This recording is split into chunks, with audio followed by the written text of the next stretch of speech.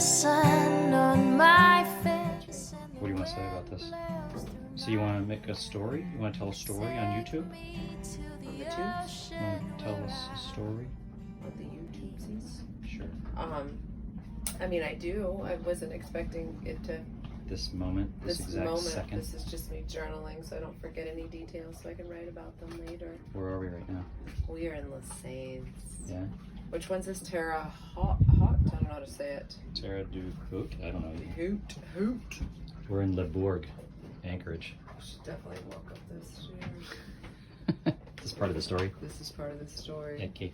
Okay. That's Guadeloupe over there.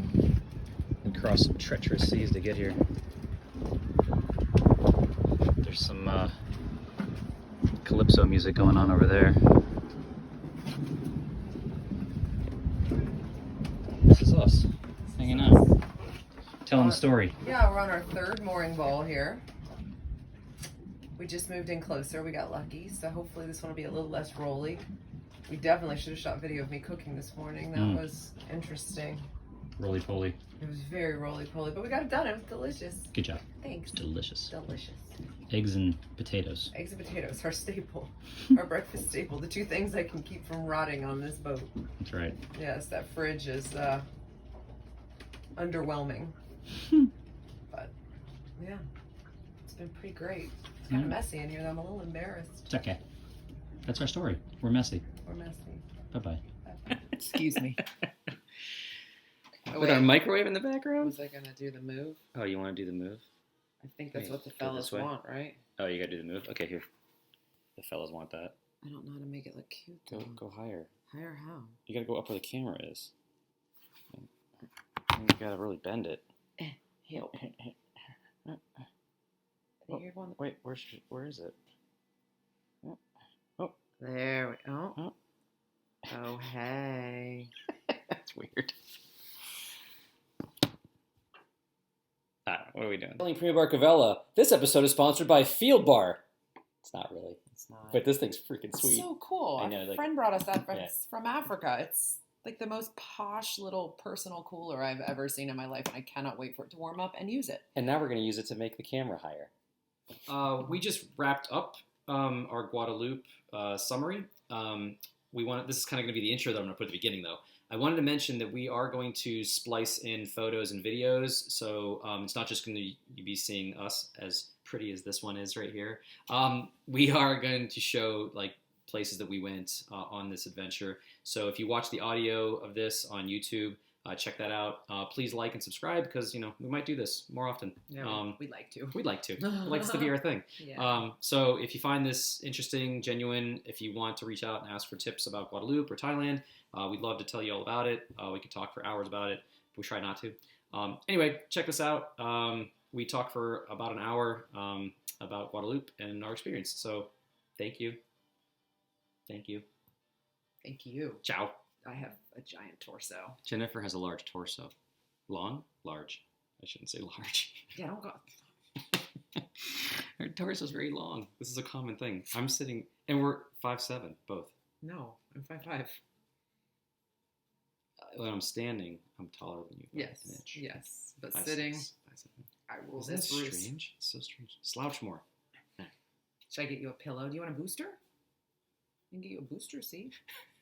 What are we here to talk about?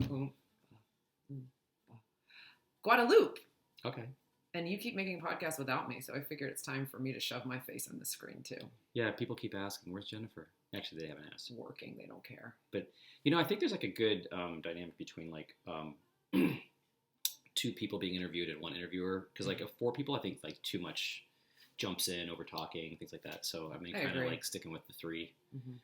The menage a trois of Oh. podcasting. Wow. That just got weird. Sorry, everybody. Saucy. Everybody who I've interviewed so far, don't take that personal. yes. All right, we're talking about Guadeloupe.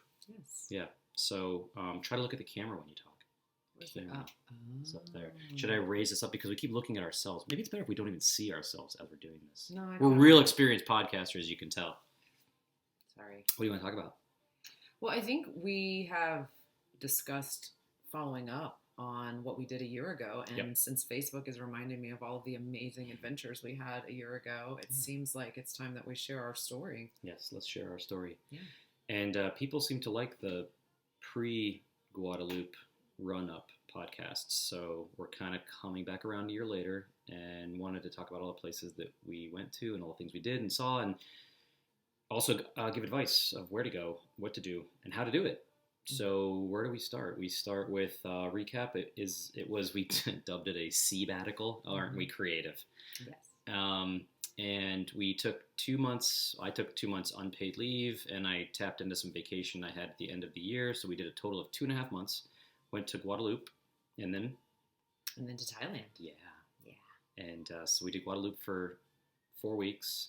2 weeks were supposed to be with my boys, supposed to join us. And one of them got really sick and couldn't come, which was super sad, and it was really hard that one of them could not come at all. And the older one came and had a great time.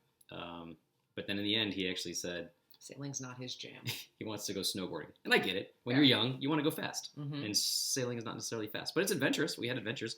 At one point, we were like heeled way over, and we were all hanging on for dear life. Yeah, that was exciting. We cut our teeth that trip, that's for sure. Yeah, we were going to talk about the winter winds later, the Christmas winds that whipped through there.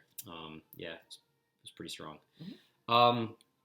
So we start with, we departed from Greenville, South Carolina. I think you should say how we ended up choosing Guadeloupe. Like, I think that's Yes, a let's good do start. that. Yeah, so we chose Guadeloupe. We did a full search of the Caribbean and Sea of Cortez, and we were trying to find some place that we could afford, really, because we're going to be unpaid for 2 months, 2.5 months. She quit her job, which is insane, to do this.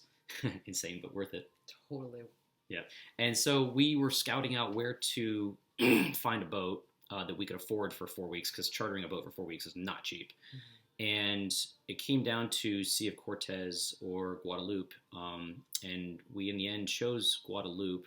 We were able to rent a 38-foot Beneteau. Totally friggin' awesome. We got it in Pointe de Pitre. Oh, by the way, we're going to butcher all the French names the whole way through this, so we apologize in advance. But we got it at the marina there for 4 weeks. Insanely enough, it was like $8,000. Was it even that much? 5? I think it was. Was it 8? No, maybe it was 8. Gosh, can we look back? I know. I should have pulled out. But it was in that range. It was in that range. It wasn't like outright. Like most charters, 1 week is $8,000. So this was like really nice that we were able to get 4 weeks at that price. Yeah, and Sambo, which is like pretty crooked. Yeah. Oh, wow, what's new? Terrible cheap readers. But Samboat, right? That was such a, oh my God, help me. Samboat.com is awesome. So we use Samboat. Samboat is a kind of like a Airbnb for boats, and we found it on there. Highly recommend it. Went very well. There was a little bit of like not great communication with the owner of the boat, but in the end it worked out really great. I mean, they had it dialed in. We met Fabrizio at the marina. He met us there, checked us in, went over all the stuff that you normally do when you're chartering a boat from like a charter fleet, which is great. He had a checklist and everything. It went really well. So yeah, that all went really smoothly. The marina was cute. The marina was extremely inexpensive. If you wanted to have a slip there year round, we learned. So cheap. It was like $3,000 for the year. For the year, if we understood him right. Yeah, yes, yeah. Language barrier. I'm not sure. I think we might have looked it up too, and it was that range, which is a great price for a marina. Yeah. Holy moly! In the Caribbean, you got not a lot. No. There was a nice side of the marina where the nicer yachts, bigger yachts, and everything. The amenities were definitely nicer, and then there's like another part of the marina, part of the same marina, but like around the bend and tucked away, and it was clearly not the high end side. I don't know what the high end side would have been, but we have a great video that does like a overview. Like we flew a drone up, and you can see that if you look back at our YouTube videos that we put up about that in Instagram videos. Yeah, there were some dying boats there. And there was 2 boats that caught fire. They had burned completely, and they were still like there, floating in there. We're fighting under the table with our knees and feet. So the marina was right actually where there was an aquarium also, which was kind of cool. And they had some nice little bars and restaurants, and we had some drinks there that was really nice. And we didn't discover until way later that we could walk all the way to this really nice, like the Walmart of grocery stores.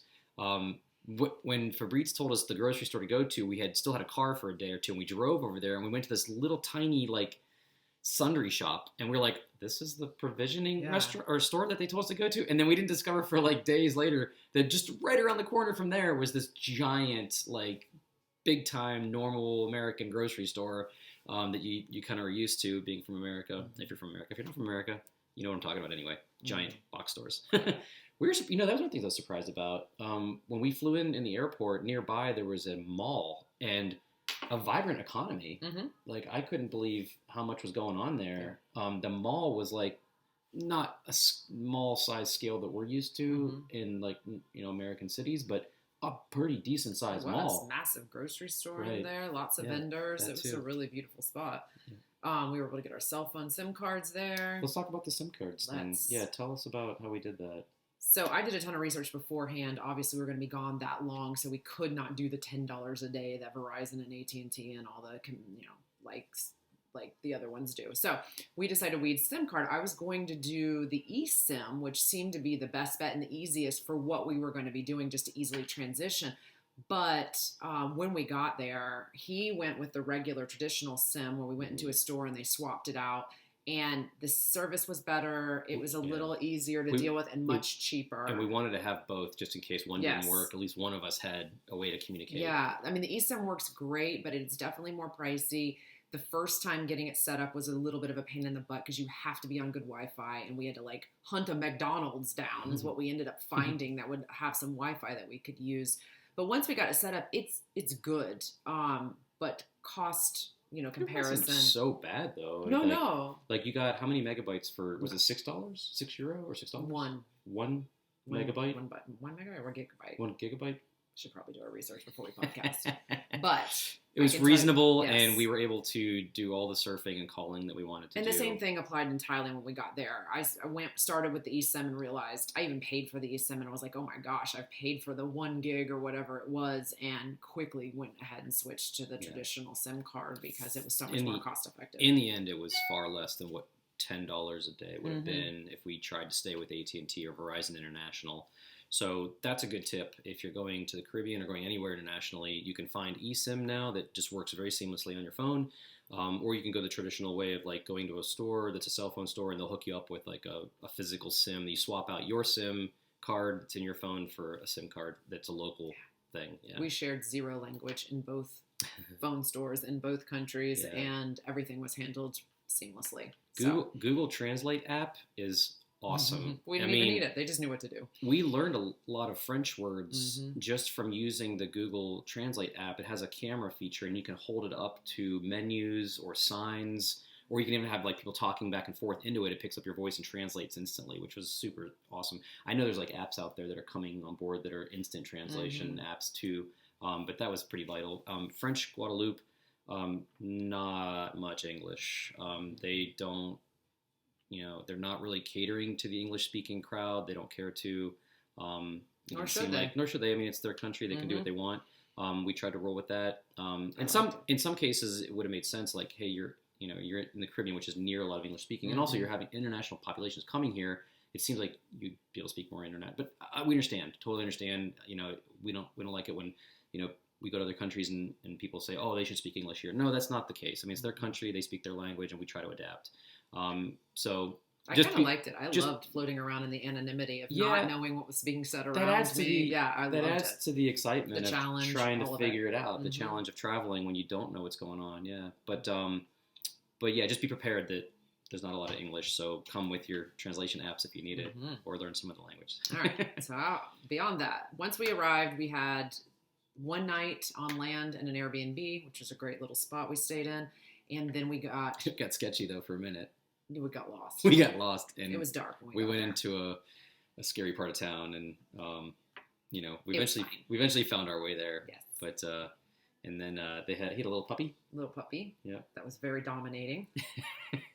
It liked Jennifer's leg. A lot. That's all I'm saying. We did not establish the alpha the way I would have liked. But a cute little place. Yes. The Corgi one. Yeah, I think we found that on Airbnb. There are plenty of Airbnbs that you can find, and we found that one for one night. really great host. It was really awesome. So and it worked for just one night. We needed it. We checked into the sailboat and stayed in the marina for 4 or 5 days. Yeah, we were gonna get provision. We were gonna check out like just land-based travel to see what we could discover Wait for Angelo to come in. He's my older son because my younger son Rocco couldn't make it. So we took the rental car and we tried to drive a lot of the island. The first day we went north. So Guadeloupe is like a butterfly wings. There's like a left and right side of the butterfly.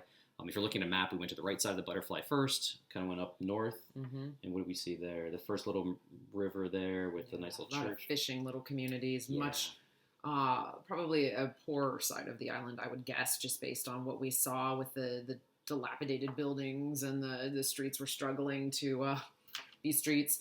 And but beautiful, just charming, and lots of little nooks and crannies to tuck into. Really cool, having been to France and seeing, the cemeteries similar to that which you see in France and Paris. And While you're talking, pull up the actual like places so we can tell people where we went. If they wanted to actually go there. So I got like a little map tracker that showed us every little town that we went to. But we went and ate nearby. Where the surfers, beach. There's a surfing community there too. Yeah, that was really cool. It was like one place they got a decent break. I think they got consistent. It wasn't very big when we were there, but it was a nice little spot. We just plopped down, got a couple beers and some food, and watched the surfers. It was a cute little spot. Yeah. What's happening? The waypoint tracker doesn't like really show me the names of the places. It just shows me where I dropped pins. So I want to actually go to where I can see the names of these places and actually tell people. So we went to Port Louis. Yeah, so that was in the north.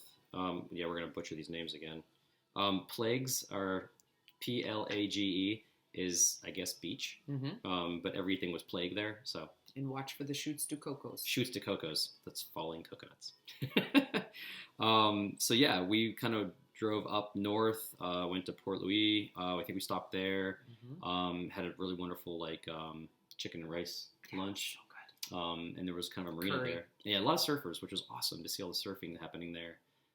From there, we drove to the northeast end of the island. Kind of came down and went to where there was like a lot of really big waves breaking in. Not surfing waves. Not surfing Treacherous waves. Yeah, it was windward side of the island. It was definitely sure. it was definitely a cool area to check out. And while he's looking at his map, I'm going to tell you, foodies, Caribbean/French food, sweet baby Jesus. Go Great eat food. Go eat the entire island. Yes, we had also lots of really great baguettes. There's nothing cooler than Sauce. seeing people in the Caribbean riding around with bicycles and baguettes. Like, it just, I don't know. It was more European than Caribbean at times, and then other moments you were firmly in the Caribbean. It was very interesting. It messed with your brain quite a bit, but those baguettes were legit. Croissants.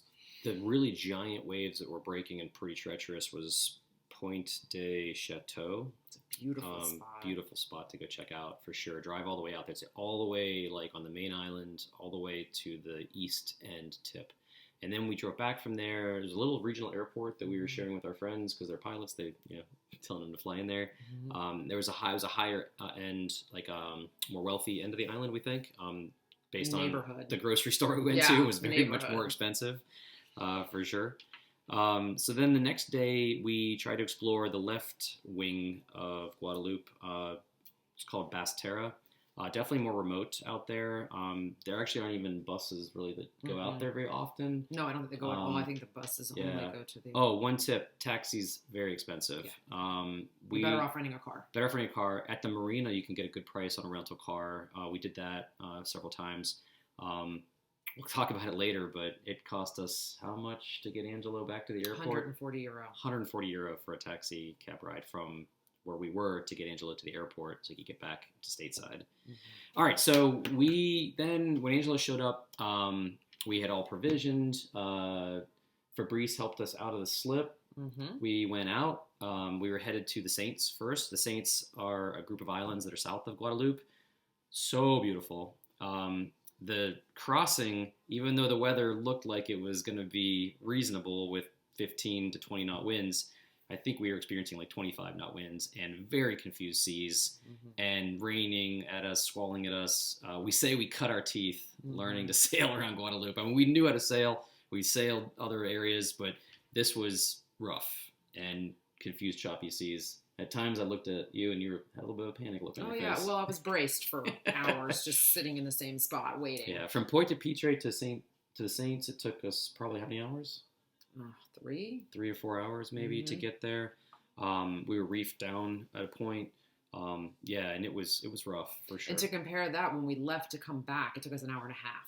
Yeah. So it took us double what it should have taken us, Yeah. although the hour and a half was with those same winds at our back, blasting us back to the mainland or whatever, the main island. Yeah, so the main, so Basse Terre and the other side, that's Guadeloupe, the main island, and then there's the Saints that are south, and that's a grouping of like 3 or 4 islands, and then to the east there's a Long Island, and then a smaller island that you can go to as well. So that's like the whole Guadeloupe area. Marie Galante. Yeah, and Marie Galante, which we loved. We'll get to that in a minute too. But so the Saints, we got in there. We anchored up on a mooring, or we got a mooring ball. The mooring field, we were a little bit further away than we wanted to be, so it was a bit of a rolling. It's a very rolling night. Yeah, so swells were coming around the north end and coming into that area, so it did get rolly. So the closer in you can get, the better to shore. The town there is so cute. It's magical. Yeah. Something out of a movie. It all the red roofs, the charming European style open air restaurants, the shops, the beautiful linens of these beautiful dress shops just blowing in the wind. I think it's like a blue color they're known for there on their dresses. The beautiful little old ladies in the streets selling their oh God, what was the name of that little pastry? There was some sort of pie that they made. It was a sweet, but it had I don't know. Coconut rum type. Yeah, it was delicious, but it was because apparently the lore is that they would bake these when their husbands were out to sea as fishermen, and the smells would waft and lure their husbands back. So now, if everything is true that you read on the inner tubes, only widows are allowed to make these and sell these in the streets now. And they definitely were older women out there selling them, and they're delightful. They're so delicious. And then they also sold like a savory thing as well. Yeah, there was another woman selling something. Yeah, delicious. So yeah, we tried to eat as much local stuff we could in all of our travels, especially Thailand, which we'll talk about in another episode. But there as well, we were trying to eat street food as we could. And then what did we do? We walked up to Fort Napoleon. No, was it called Fort Napoleon, or was his it was his wife? I thought it was Fort Napoleon. Fort Napoleon, up on the hill. He built it for his wife. Okay. Josephine. Wasn't Fort Josephine? Fort Napoleon. Apparently we need to review our notes. So we walked all the way up to the top of this overlook. It was really cool because there's some places you can stop where there's switchbacks, and you can see like Guadeloupe main island off in the distance. You can see boats coming across, which we were like, man, they're heeled over. And the whitecaps blowing through there with those Christmas winds. But then, up at the fort, it was really cool. There was like self-guided tours, there was museums, and there was also goats that were climbing up the side of the walls, which was really crazy how much they were able to cling to the side of these like just vertical walls. We saw some iguana. Yeah. And they had different exhibits in there between like whaling and boating. A lot of nautical stuff. It was really beautiful. Yeah, and it was beautiful grounds to just walk around.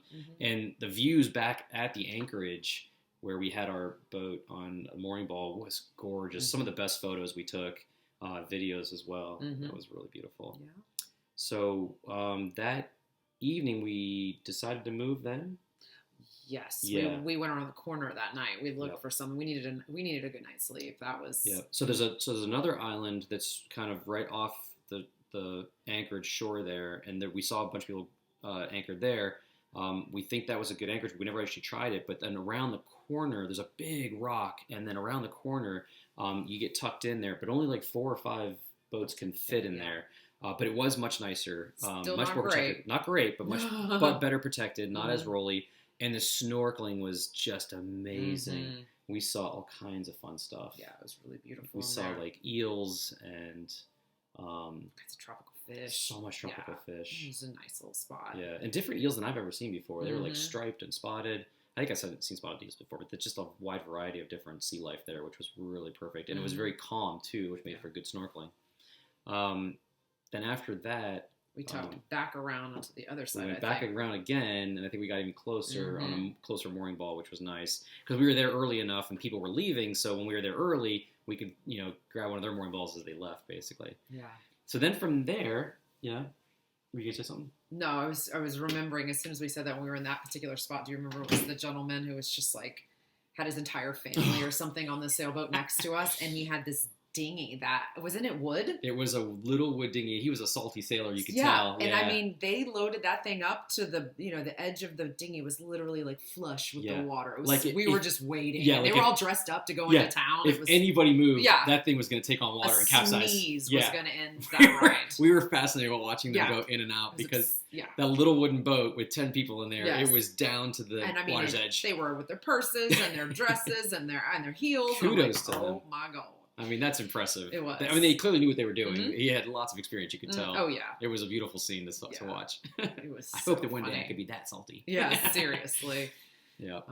But yeah, I think that's when we turned around and decided to head back. We did actually go on shore another time with Angelo, and we did a hike around the other side of the island up to these, like, they look like battlements, like they were like, but they were like stone arches where you could like get in and tucked away from the weather, and it did rain on us. Over there. There was a bunch of goats over there, and a goat herder was walking around there. And then we kind of hiked back into another beach on the other side. And while we were going there, we saw the cutest little baby goat had just been born. It just dropped out. The umbilical cord was and it was crying for its mom. And it was that little island has so much to offer. Highly recommend going there. It's so cool to like kind of go all around. There's a little airport that was there too, which was really crazy because the airplanes look like they're going to crash into the buildings as they're coming in. And we did go back. Like we just did a couple days there with Angelo. But it was so rolly. I think we decided to tuck back towards the mainland and get him. So we tried to go back to the mainland, which was main island, Basse Terre. So we're coming around the west side of Basse Terre, which is part of the mainland island. And it looked like it'd be better protected from the Christmas winds, which we were searching out most of the time. And so we pulled into Basse Terre is like the main city on Basse Terre, the whole wing of Guadeloupe there. And there was a marina there, but that was Christmas Day, and there was nothing really open.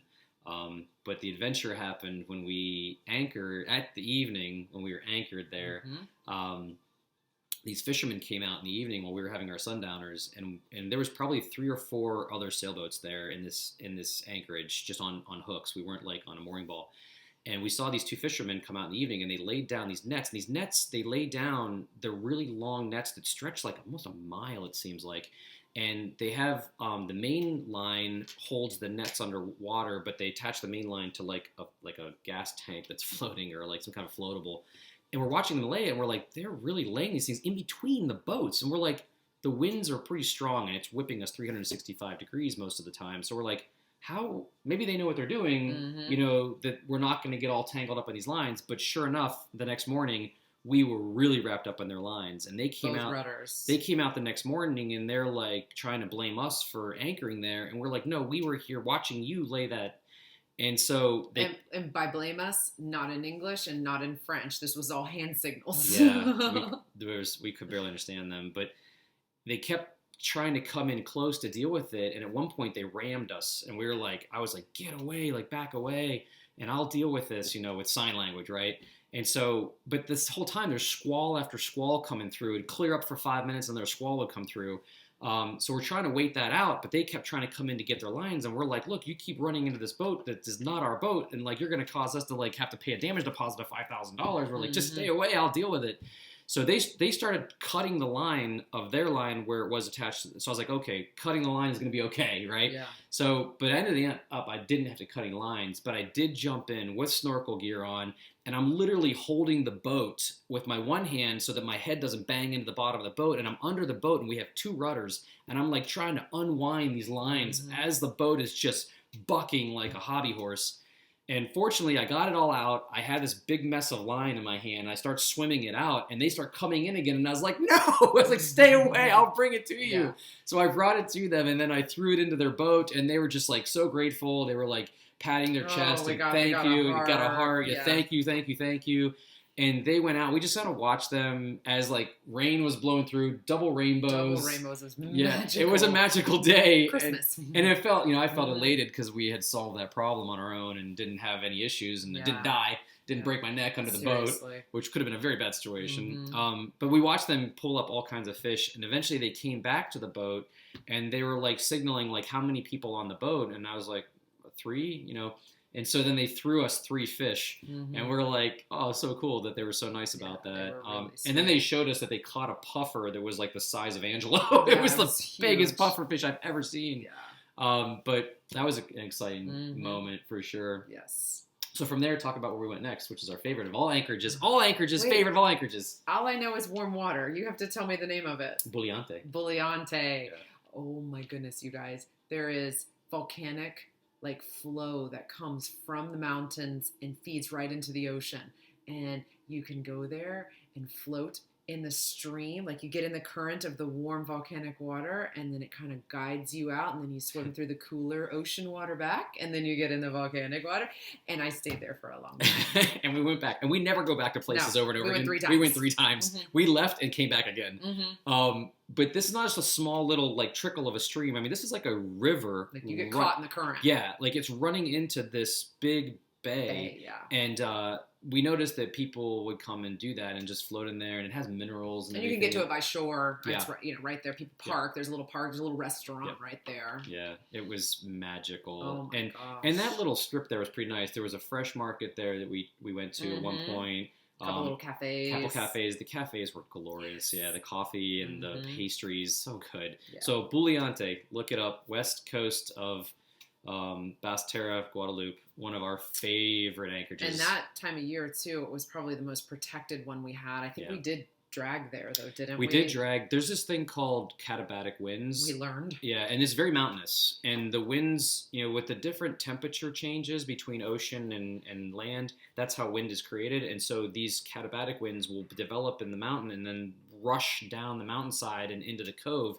And so it could get hairy. I mean, we had times when we felt like it was 30 to 40 knots of wind just blowing us. And, we had to reset our hook a few times. And at one point, Angelo, yelled at us. He's like, we're about to hit this boat. And I immediately ran, turned the engine on, was putting it forward while, pulling the anchor up. And in the dark. Yeah, it was wild. It was wild. We had to reset twice that time because it was just so strong. We couldn't get a good hold. And it was late at night, so we couldn't swim on the anchor or anything to check it. So the other thing that's nice about that anchorage is there's a point. So the anchorage, it kind of makes like a crescent moon, and out to both crescent moons, there was definitely beautiful snorkeling. That's where we saw the octopus. Yeah, Angelo found an octopus, and it was so cool because it was changing colors and everything. It was beautiful. That was a really nice place to snorkel out of those points. Snorkeling by shore, not so great with all that rushing river coming in there. It really kicked up a lot of stuff. It's still very clear, and you could see fish swimming around you as you're floating, but not great snorkeling other than seeing a few fish. What was the thing I learned as a new international swimmer, diver, snorkeler? What the flag was not what I was expecting for a dive flag. Yeah, so we're used to the dive flags that have like the red bar that goes, upper left, lower right. This dive flag is actually an international dive flag. It's blue and white. And there was a gentleman in a dinghy kind of driving around slowly with this flag, and he kept pointing down and pointing to the flag. And for a minute, it didn't register in my brain, and it took me a minute. I was like, oh gosh, that's the international dive flag. And so he was telling us to be careful dinghying to where he had some scuba divers in the water. So remember that, when you're international, there's a different dive flag. Look it up and make sure you know the flag. What is he pointing at? I don't know. So from there, we went up to Jacques Cousteau's there it is. National Park, underwater marine park. There's a really wonderful beach there, cove there, vibrant beach kind of shacks with serving crepes and shops to buy things. A lot of scuba goes out of there, and there's a constant ferries going back and forth to this island that's off of the mainland, which is where everybody goes to do the snorkeling and the scuba diving, and then they have the glass bottom boats. What did you see there that was amazing? Turtles. Yeah, so many turtles. There were so many. It was fun. In one little snorkel session, I think we saw six or seven. It was fantastic. But we definitely have some pointers for that anchorage. Yeah. Go ahead. Me first? Okay, so first night, First of all, it's a very full anchorage, and I don't know if it's always that way. This was, again, the Christmas week, so I'm imagining it probably was extra busy then. People were anchored everywhere, and we anchored right in the mix of some boats. And when we woke in, we slept that night, we woke in the morning, their version of the Coast Guard or whatever was going from boat to boat to boat and eventually made their way to us. We were in an area that we were not supposed to be anchored. It was a protected area for the grass, for the turtles. Yep. There was no grass where we put our anchors, just to be clear. We definitely checked all that out. And there were boats further into this thing than we were. We were very... as close as we could get safety-wise, yeah. Right. But we weren't as far into the field that's protected as they... So it's not as well marked as you'd think. No, like Navionics didn't have it. Yeah, there were some yellow buoys that apparently makes a line, and you needed to know which side of that you needed to be on, and we thought we were on the right side of it and close enough in. But it wasn't clear, yeah. And then, so we moved, and when we moved, we reset the anchor, and you could see there was an area where the ferries went in, and we made sure we were far enough on the other side of that. And we anchor, we get in our dinghy, and we start going to shore, and these people are flagging us down. I'm like, what in the world now? And somebody spoke English in that bunch, and they yelled from land that we were not allowed to be anchored where we were there. Again, not marked, not on Navionics, not on any of the... Did you try any other? I looked everywhere, and it was not marked at all. And there were other boats there. We weren't the only boat there. So we got yelled at. Yeah. So we moved again. So, that was a challenging spot. And... the first night before we got moved by the Coast Guard, why don't you tell them what you saw? So this was probably one of the craziest things we saw, and got real nervous about it. First of all, the Katabatic winds again, blowing through there like crazy at night, so much that it was whistling through the stays, the cables that hold the mast up, and it was so loud and uncomfortable and scary, and we were afraid we were going to drag anchor, and so we were both like kind of taking turns, like trying to get an hour or two of sleep while the other one was up on deck just keeping an anchor watch and watching to make sure. So anyway, it was like 2 a.m. and winds are blowing like crazy, and I started to notice that like the catamaran that had come in next to us was moving. It wasn't in the same place, and then I noticed that it started to move further and further, and I'm like kind of freaking out, and I mean it was gone that fast, and I'm yelling down to Jennifer to come up here so that I can run downstairs and get on the radio. By the time she gets up there, she can't even see it anymore. And it had drifted out to where the island was and past the island. No lights on, no anchor light. Nothing. We were freaking out. I'm about to start calling Mayday, and as soon as I start to call Mayday, she's like, "Hold up, the lights just came on." I mean, this thing went from next to us to out in the shipping channel. And there's nothing beyond that. I mean, you're going to be out to like deep ocean. You're on your way to like Mexico at that point. I mean, it was crazy how fast that went. Yeah. I mean, the winds were so strong. And so lesson learned there is put down enough anchor chain. Yeah, we noticed when they came in, we kind of had commented on it. They came in hot, dropped an anchor, and 2 seconds later they were on a dinghy and gone off to shore. Yeah. They did nothing to make sure anything was set, hooked, They didn't put enough anchor out, enough anchor chain rode. They didn't back down on it. They just dropped anchor and went. And then that's what happened. They ended up dragging anchor, and because of the steepness of the underwater, underground, you're going to be, the anchor's going to pick up, and there's nothing for it to dig into because now you don't have enough anchor down, enough line down. They're just lucky they didn't hit the Jacques Cousteau Island. They're lucky they weren't on the rocks. They're lucky they didn't get hit by maybe boats that were traveling at night because they had no lights on. Nothing. You wouldn't have seen them. It was so dark. So that was sketchy and scary. It was. We learned all the things in 1 month. Yeah. But that area for snorkeling and scuba diving was magical. Yeah, little beach scenes, fun, music. So clear. Mm-hmm. The island that's offshore, that's the Jacques Cousteau Island, they had, it was really kind of cool because we were snorkeling and I was diving down deep, free diving, and there were people in boats that were glass bottom boats, and they're waving at me and I'm waving at them, and that was kind of cool. And I think they must feed the fish from those boats because they were just congregated and you could just swim through the fish. They weren't afraid of you at all. So much fish all around you all the time, which was super cool. Angelo even said that was the best snorkeling he's ever been, and we've taken him a bunch of places snorkeling. Yeah. So, yeah. Also, the Jacques Cousteau statue.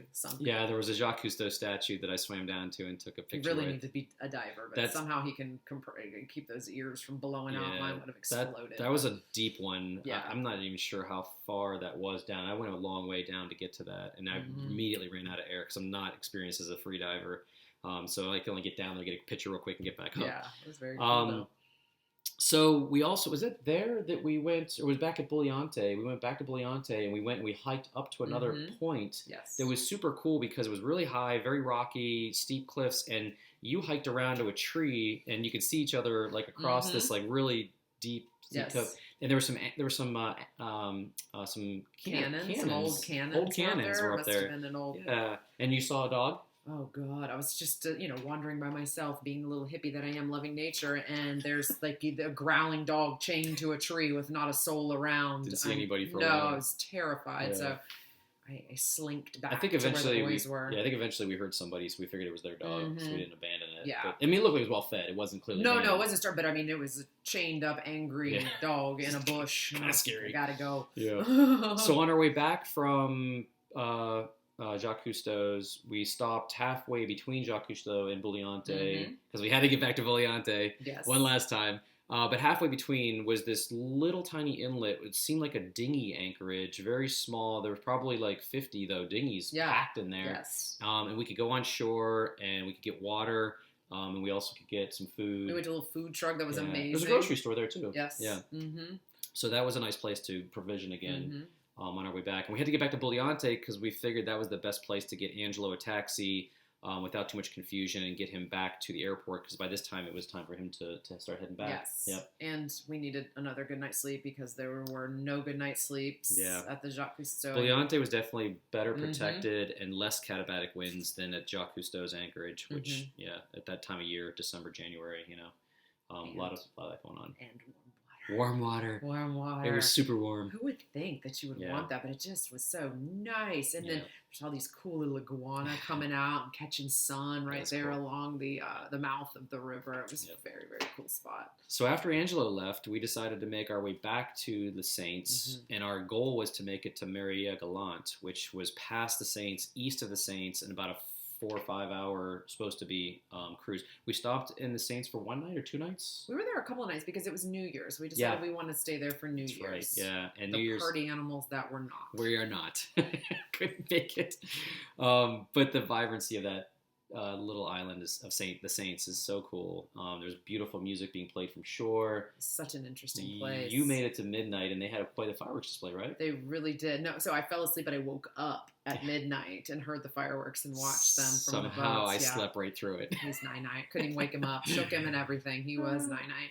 But it's such an eclectic mix of people. The beautiful little cottages, their colorful doors.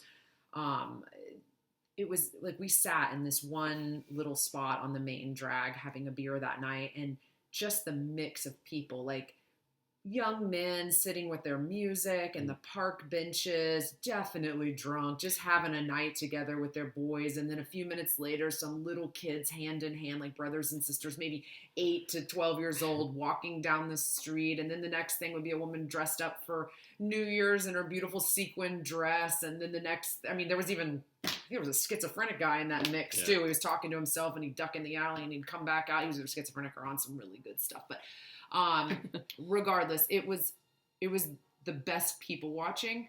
One of the experiences we had there, a gentleman was just walking around with an acoustic guitar singing Christmas carols in the grocery store, even on New Year's Day. It was hysterical. We're just in there and he comes in and everybody starts singing along with him. It's such a bohemian vibe, but also European. That place felt more European than Caribbean to me by far. Super cute, super fun. I'm trying to find the name of the restaurant we went to. We went and ate at this tapas type of place. We treated ourselves the last night we were there. The last night we were there to this very nice. Is that it there? I have it in my. Yes, that's it. Les Balancures. Yeah, I don't know how to say that. Stunning tree going straight, open air tree growing right up through the middle. It's also our Wi-Fi haven. Yes. We sat on the beach and used their Wi-Fi a couple of times. We felt like we should patronize them. Watch as we were doing that. Little chickens were running down the beach. Where else are you going to see chickens running down the beach? Nice. Such a great meal, great drinks. Oh, the dessert was phenomenal, of course. So we're already 40 minutes in, so we need to get to Maria Galante because that was one of our favorite places. So we left the Saints. We went around the south end, and we were told to head towards Domenica and then tack. So you only have to do one tack back to Maria Galante. So we were heading to Dominica in that direction for a long way because we were going upwind. So we were on a close reach and then sometimes beam reach.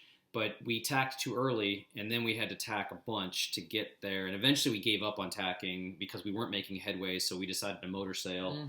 But we come into St. Louis, Maria Gallant.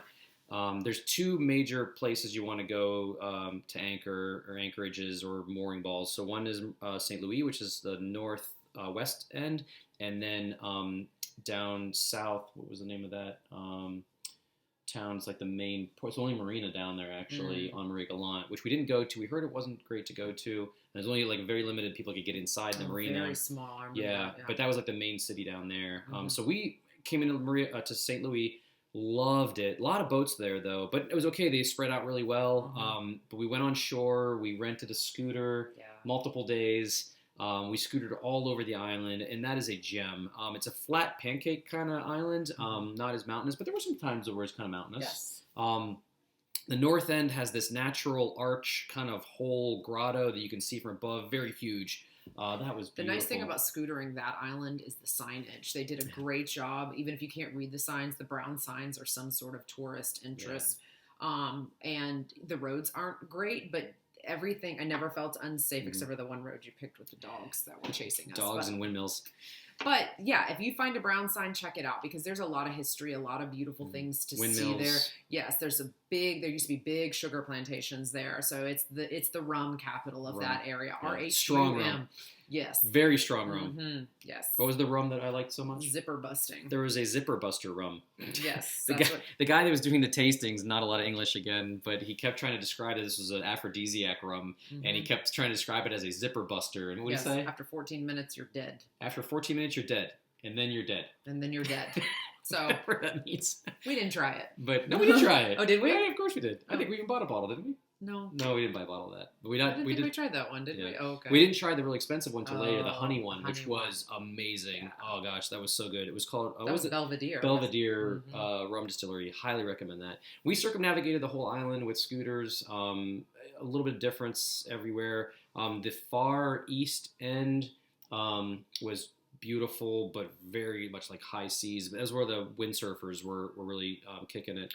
And that area was kind of the street art. I can't even describe the street art. People have painted murals. The outsides of buildings and things, but the buildings themselves are in disrepair. And I'm not sure that, they had a pretty gnarly hurricane that year before we went, or no, a few months before we went, they had a nasty hurricane. So I don't know if that was the results of that hurricane or if it's just a mess there or if there's been multiple storms that have, wrecked that place. But you walked around and it felt a little ghost towny. There wasn't a lot going on at that side of the island, but the art, it's worth just riding around looking at the art on the walls. The name of that town is Capesterre, Capesterre.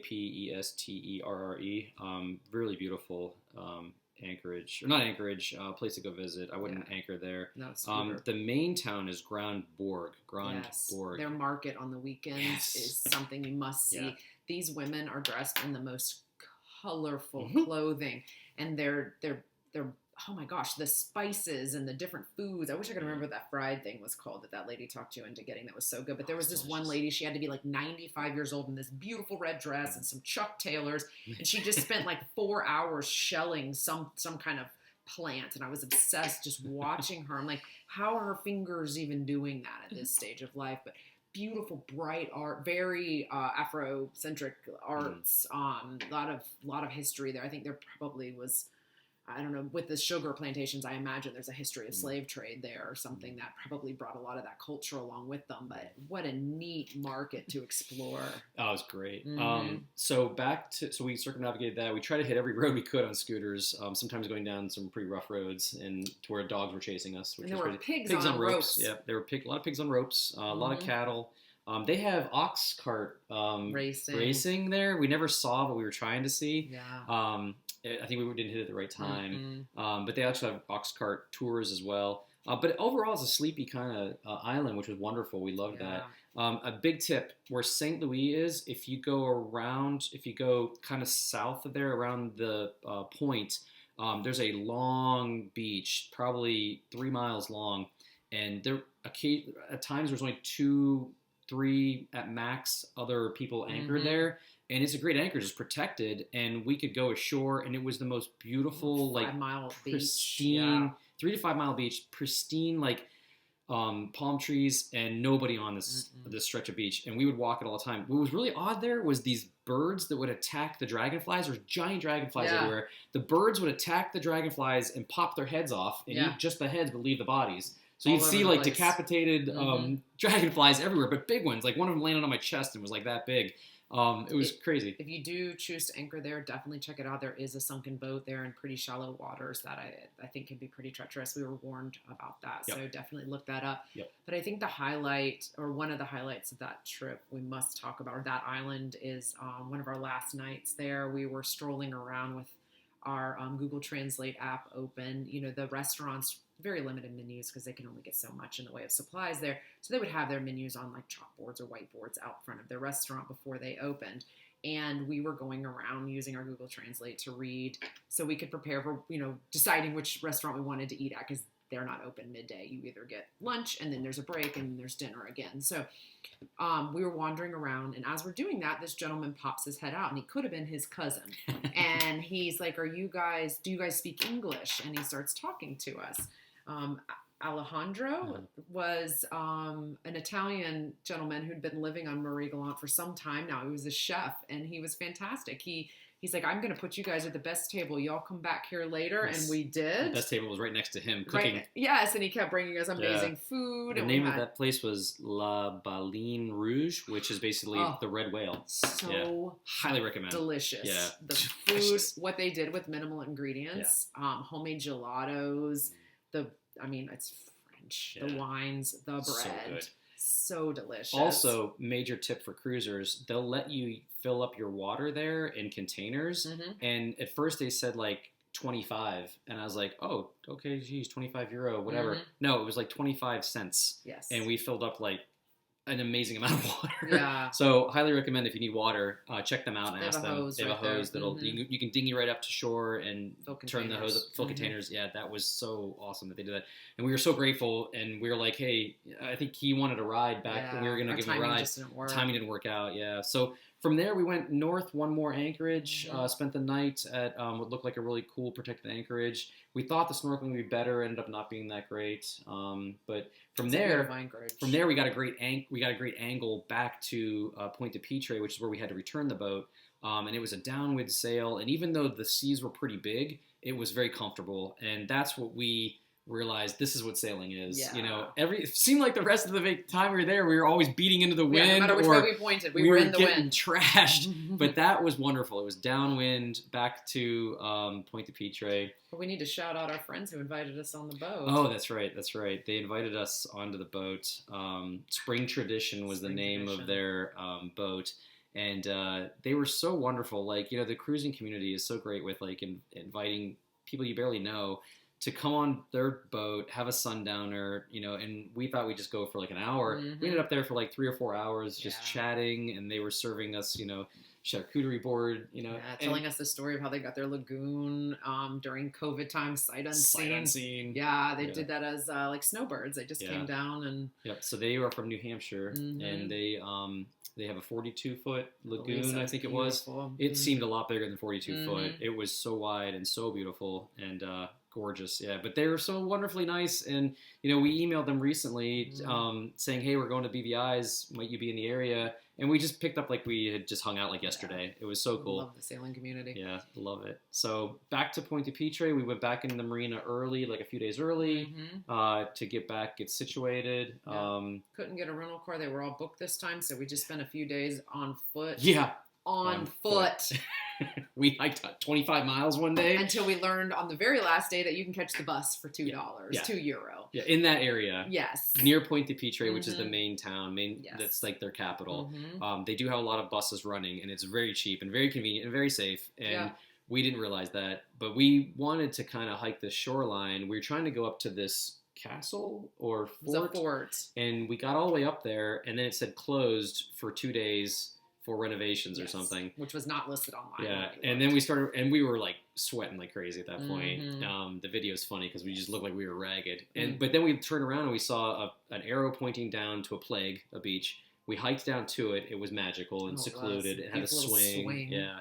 And then from there, we just started hiking the shoreline, and we went through like what seemed like a Spanish neighborhood, a Hispanic community.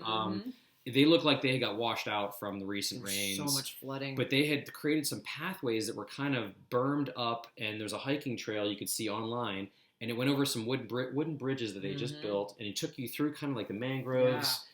And we just kept following it because it looked like online you could follow this trail. And we ended up at like this little resort that had like a little sea airplane, gorgeous little resort. And then we just kept following that. We walked by a casino that we couldn't get into because we didn't have our passports. Carry your passports if you want to get into a casino.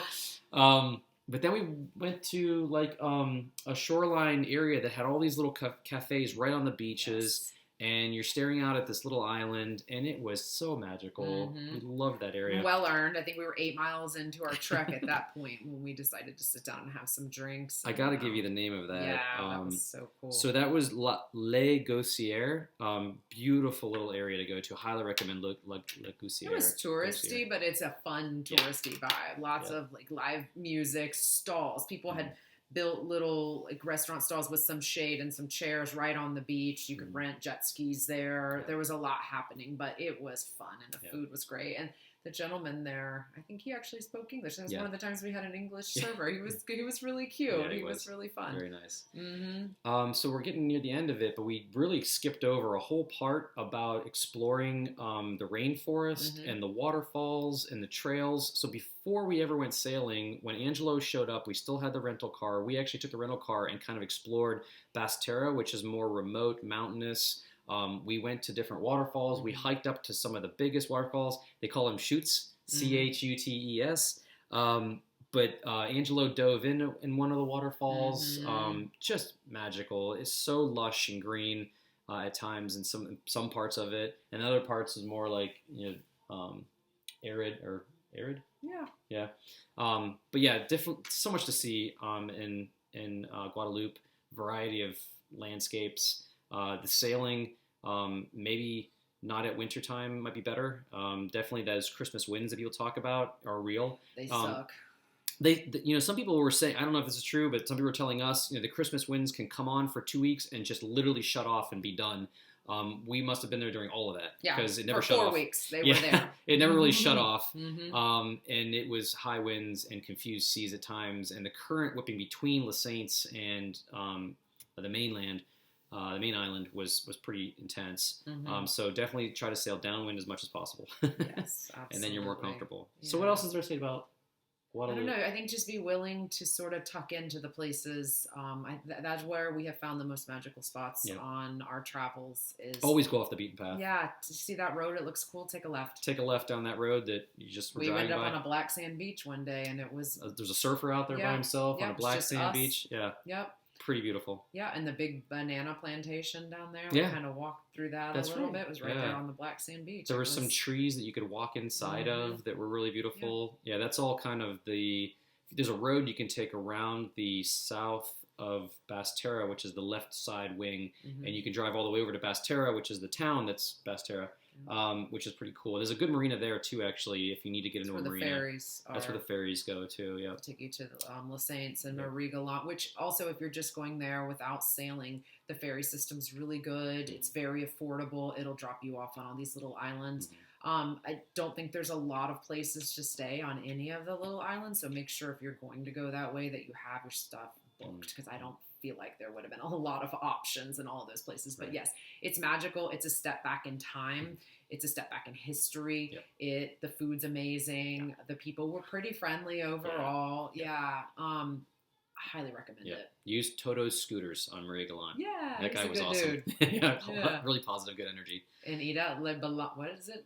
Rouge. La Baleine Rouge. The red whale. La Baleine Rouge. Yeah, very awesome restaurant in St. Louis. St. Louis. Yeah, so there's a lot more we probably could talk about, but we've gone on almost an hour now. I'm going to splice in some videos and pictures in this video, or this audio video podcast. Our next podcast we're going to do, we'll talk all about Thailand. So that was the second part of our sabbatical. Took us 7 flights. 7 flights. 7 flights to go from Guadeloupe to Thailand, flying back through the States. And there's a whole reason for that, which we'll explain later. Yeah, that might be more than one podcast. We were there for 6 weeks. And That's there was going to take lot. some talking. There was so much that we did. So anyway, all in all, what an amazing experience. Very difficult to condense into an hour, but yeah. Truly. So yeah. Mm-hmm. Well, thank you for your time today. Thank you for having me. Really appreciate you joining me today to talk about Guadeloupe. Oui. Merci beaucoup. Bye, y'all. Please subscribe. Check out other videos that pop up in these places. I don't know where they are. I'm going to pick her nose real quick. Get in there. Get in there. Ricky. Bye, y'all. Thanks.